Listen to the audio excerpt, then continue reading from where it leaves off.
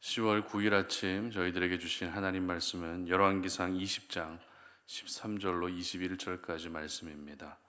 한 선지자가 이스라엘의 아합 왕에게 나아가서 이르되 여호와의 말씀이 내가 이 큰 무리를 보느냐 내가 오늘 그들을 내 손에 넘기리니 너는 내가 여호와인 줄 알리라 하셨나이다. 아합이 이르되 누구를 통하여 그렇게 하시리이까 대답하되 여호와의 말씀이 각 지방 고관의 청년들로 하리라 하셨나이다. 아합이 이르되 누가 싸움을 시작하리이까 대답하되 왕이니이다.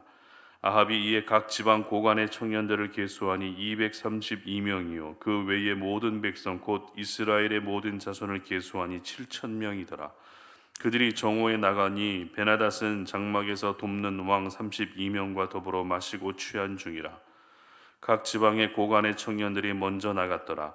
베나닷이 정탐꾼을 보냈더니 그들이 보고하여 이르되 사마리아에서 사람들이 나오더이다 하매 그가 이르되 화친하러 나올지라도 사로잡고 싸우러 나올지라도 사로잡으라 하니라. 각 지방 고관의 청년들과 그들을 따르는 군대가 성읍에 나가서 각각 적군을 쳐 죽임에 아람 사람이 도망하는지라. 이스라엘이 쫓으니 아람 왕 베나닷이 말을 타고 마병과 더불어 도망하여 피하니라. 이스라엘 왕이 나가서 말과 병거를 치고 또 아람 사람을 쳐서 크게 이겼더라. 아멘. 하나님은 오늘도 하나님 자신을 알리신다라는 제목으로 아침 말씀 전합니다. TV 광고를 가리켜서 15초의 미학이라고 이야기를 합니다. 15초의 짧은 광고는 때로는 웃음이라는 컨셉으로 제작이 되기도 하고 또 때로는 감동이라는 컨셉으로 만들어지기도 합니다. 그리고 인기 있는 사람들을 광고 모델로 출연시키면서 어떻게든지 소비자들의 관심을 끌도록 하는 것이 바로 광고인데요. 15초라는 짧은 시간 동안 표현할 수 있는 모든 정보와 기술을 담아내야 하는 광고의 목적은 한 가지입니다. 바로 제품을 알리는 것입니다. 자사 제품을 한 명에게라도 더 많이 알리는 것이 광고의 목적이라는 것입니다. 그런데 우리 하나님 역시 하나님 자신을 알리시기 위해서 오늘도 굉장히 열심히 일하고 계십니다. 하나님은 우리가 TV를 통해서 볼 수 있는 광고와 비교가 되지 않을 정도로 더 다양한 방법으로 하나님 자신을 알리고 계십니다. 오늘 살펴볼 말씀이 바로 하나님 자신을 알리고 계시는 그 하나님의 모습을 기록하고 있습니다. 계속해서 저희들은 북이스라엘의 아합 왕에 대해서 살펴보고 있는데요. 극심한 가뭄 속에서도 큰 비를 내려주시는 은혜를 경험한 아합입니다. 그러나 아합은 여전히 마음을 하나님께 돌이키지 않습니다. 늘상 하던 대로 우상을 숭배하며 죄를 짓고 있었던 것입니다. 그때에 아합에게 찾아온 한 가지 시련이 있었습니다. 그 시련이란 아람이라는 나라의 공격을 받게 됐다는 것입니다. 당시 아람은 북이스라엘에 비해서 강력한 힘을 가진 나라였던 것으로 우리가 볼 수 있는데요. 이것을 알 수 있는 말씀이 열왕기상 20장 3절 말씀에 잘 기록되어 있습니다. 내 은금은 내 것이요 내 아내들과 내 자녀들의 아름다운 자도 내 것이니라 하매 이렇게 기록합니다. 무슨 말입니까? 아직 싸우지도 않은 상황에서 아람의 왕이 북이스라엘의 모든 것을 빼앗아 가겠다고 선전포고를 한 것입니다. 그리고 이에 대한 아합 왕의 반응을 살펴보게 되면 열왕기상 20장 4절의 말씀인데요. 제가 읽어드립니다. 이스라엘의 왕이 대답하여 말하기를 내 주 왕이여 왕의 말씀같이 나와 내 것은 다 왕의 것이니이다 하였더니 무슨 말입니까? 베나닷의 말대로 하겠다는 것입니다. 아람의 왕의 말대로 하겠다는 것입니다. 이처럼 아합은 싸워보지도 않고 모든 것을 아람 왕에게 바치겠다고 한 것을 보게 되면 당시 아람이라는 나라가 가지고 있는 힘이 막강했다라는 것을 알 수 있는 것입니다. 이렇게 북이스라엘은 하루아침에 아람의 손에 넘어가게 된 것입니다. 그런데 이와 같은 절대절명의 위기 가운데에서 아무도 생각지 못한 반전이 일어나는데요. 13절 말씀 보시기 바랍니다. 한 선지자가 이스라엘의 아합 왕에게 나아가서 이르되 여호와의 말씀이 네가 이 큰 무리를 보느냐 내가 오늘 그들을 내 손에 넘기리니 너는 내가 여호와인 줄을 알리라 하셨나이다. 아멘. 바로 한 선지자를 통해서 하나님이 아합에게 말씀하셨다는 것입니다. 그런데 그 말씀의 내용이 심판과 저주의 말씀이 아니었습니다. 아람에게 패할 것이라고 하는 패전의 말씀이 아니었습니다. 오히려 아람을 이길 수 있게 하겠다는 승리를 약속하는 말씀이었던 것입니다. 여러분, 아합은 분명 북이스라엘 역사상 가장 악한 왕으로 평가받는 왕입니다. 그리고 우상 숭배의 결과로 북이스라엘 땅 가운데 극심한 가뭄이 찾아왔습니다. 그리고 다시 큰 비를 통해서 가뭄에서 구원해 주시는 은혜까지 경험했지만 그래도 여전히 아합은 하나님께 돌이키지 않고 늘 하던 대로 우상을 섬긴 악한 왕입니다. 그런 악한 사람에게 하나님이 아람을 이길 수 있게 해 주시겠다고 약속하셨다는 것입니다. 여기서 저희들은 하나님이 악한 사람에게 왜 은혜를 베푸시는지 잘 납득이 가지 않습니다. 그냥 아람이라는 이방 나라를 통해 아합을 심판하시고 북이스라엘을 심판하시는 것이 더 자연스럽다는 생각까지 든다는 것입니다. 하지만 하나님의 생각은 우리의 생각과 많이 달랐습니다. 아합을 향한 하나님의 생각은 지금 이 순간만큼은 심판이 아니라 회개였습니다. 하나님의 생각은 멸망이 아니라 다시 하나님께 돌이키는 것이었습니다. 그래서 조금 전에 읽었던 말씀에서 아람을 너의 손에 넘기겠다라고 말씀하셨던 것이죠. 그리고 그 이유에 대해서는 너는 내가 여호와인 줄을 알 것이다 라고 말씀하신 것입니다.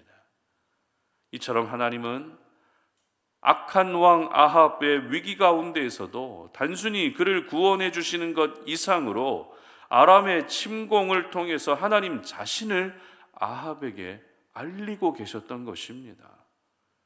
이렇게 하나님이 함께 하시는 싸움의 결과는 보나마나죠.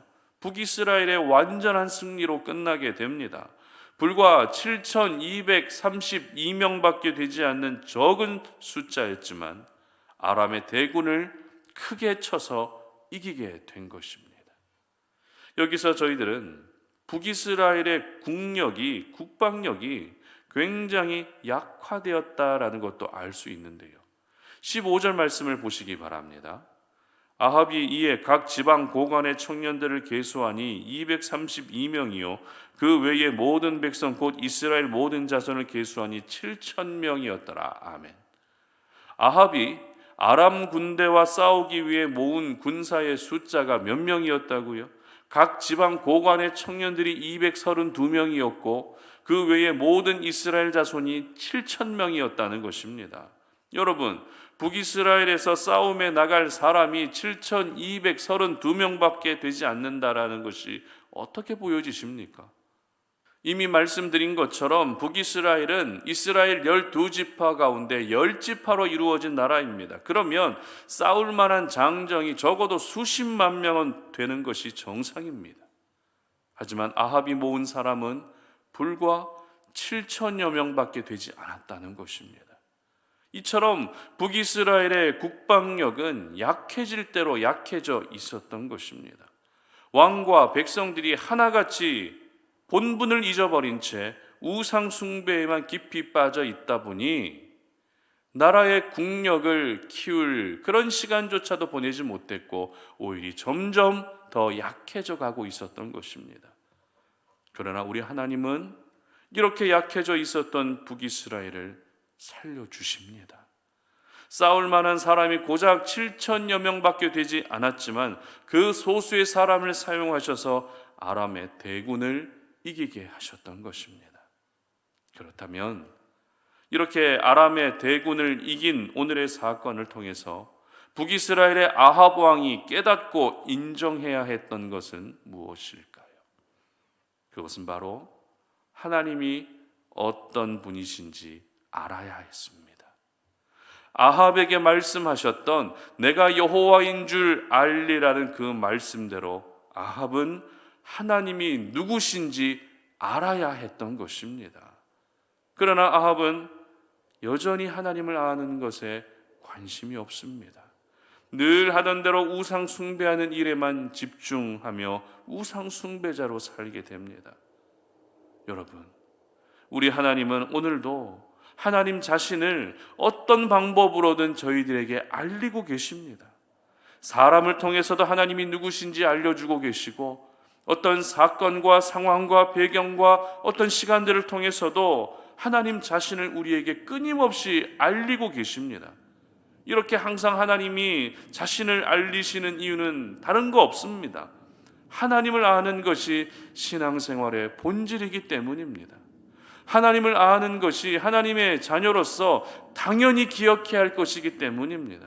하나님을 아는 것이 우리가 추구해야 할 온전한 신앙의 방향이기 때문입니다. 우리가 하나님이 어떤 분이신지 제대로 알고만 있어도 우상 숭배하는 일은 결코 생기지 않습니다. 우리가 하나님이 어떤 분이신지 제대로 알고만 있어도 하나님보다 더 사랑하던 모든 것들을 우리는 더 사랑하지 않고 하나님만을 이제는 사랑할 수 있게 되는 것입니다. 하나님이 어떤 분이신지 알고만 있어도 삶의 목적이 언제나 우리 하나님이 될 수밖에 없는 것입니다. 우리는 오늘도 살아가면서 내가 지금 겪고 있는 삶의 문제가 해결되고 어려움이 사라지기를 바라는 마음을 가지고 있습니다. 이와 같은 것들이 우리 삶의 가장 중요한 관심사가 되어 있고 그것을 위해서 오늘도 우리는 기도하게 됩니다. 물론 중요합니다. 문제가 해결되고 내 삶이 평안케 되어지는 것도 정말 중요합니다. 그러나 그 전에 하나님은 저와 여러분이 하나님에 대해서 더 정확하게 알기를 원하십니다. 문제가 해결되는 것조차도, 인생의 어려움이 해결되는 것조차도 그 해결을 통해서 우리가 하나님을 더 정확하게 알아가기를 원하신다는 것입니다. 그러므로 오늘 이 하루를 시작하시면서 오늘 살아가게 될 모든 삶의 현장과 상황을 통해서 하나님을 더 깊이 알 수 있도록 기도할 수 있기를 바랍니다. 머리로만 아는 것이 아니라, 지식으로만 아는 것이 아니라 삶 속에서 내가 직접 경험하고 체험해서 알게 된 하나님에 대한 거룩한 지식이 만들어지는 하루가 될 수 있도록 그렇게 기도할 수 있기를 바랍니다. 아합은 가뭄을 해결해 주시는 은혜도 경험했고 아람의 군대를 이기게 하시는 은혜도 경험했지만 끝까지 하나님이 어떤 분이신지 아는 것에는 관심이 없었습니다. 하나님을 알지 못하는 사람의 마지막은 고통스러운 심판과 저주만 있을 뿐입니다. 바라기는 우리 송탄오륜의 모든 가족들은 오늘도 하나님 자신을 알리고 계시는 하나님의 열심에 믿음으로 반응할 수 있기를 바랍니다. 그래서 오늘 이 하루가 하나님에 대해 더 깊이 알아갈 수 있는 귀한 날이 되시기를 주님의 이름으로 축복합니다. 함께 기도하겠습니다. 살아계신 아버지 하나님 감사합니다. 오늘도 우리가 이 아침에 주님의 말씀을 의지하며 기도의 자리로 나아갑니다. 기도하며 하나님의 뜻을 구하고 기도하며 우리가 살아가야 될 삶의 방향을 다시 한번 설정합니다. 아버지 하나님, 우리가 오늘 이 하루를 살아가면서 하나님이 어떤 분이신지 더 정확하게 알 수 있는 하루가 되게 하여 주시옵소서. 내가 만나는 사람을 통해서, 내가 겪고 있는 상황을 통해서도 하나님이 어떤 분이신지를 알게 하여 주시어서 하나님에 대한 거룩한 지식이 머리에만 머무는 것이 아니라 내 삶 속에서 경험되어질 수 있는 그런 귀한 하루가 되게 하여 주시옵소서. 감사드리며 예수님의 이름으로 기도드립니다. 아멘.